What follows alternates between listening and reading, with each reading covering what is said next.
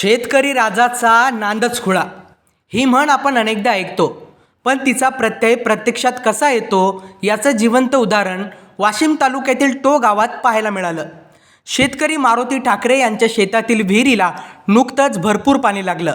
दीर्घकाळ दुष्काळ आणि पाण्याच्या टंचाईचा सामना करणाऱ्या शेतकऱ्यासाठी हा क्षण म्हणजे एखाद्या सणासारखाच, आणि म्हणूनच या आनंदाला त्यांनी एक वेगळं रूप दिलंय. मंगळवारी त्यांच्या शेतातच भव्य भजन जागरण आणि महाप्रसादाचा कार्यक्रम आयोजित करण्यात आला. गावकऱ्यांनी मोठ्या संख्येने उपस्थित राहून या सोहळ्यात सहभाग घेतला. भजन कीर्तनाच्या सुरांनी संपूर्ण परिसर भक्तिमय झाला होता. विशेष म्हणजे विहिरीजवळ जलपूजन करण्यासाठी JCB मशीनचा वापर करण्यात आला. ही दृश्ये पाहून प्रत्येकजण थक्क झाला, कारण पाण्याविषयी असलेली कृतज्ञता आणि निसर्गाशी असलेलं नातं या माध्यमातून स्पष्टपणे दिसून आलं. शेतकऱ्याच्या जीवनात पाण्याचं स्थान किती महत्त्वाचं आहे याचं हे जिवंत उदाहरण ठरलं.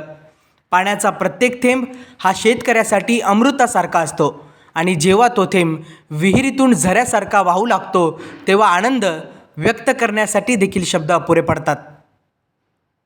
डिजिटल महाभूमीसाठी दिनेश पठाडे, वाशिम.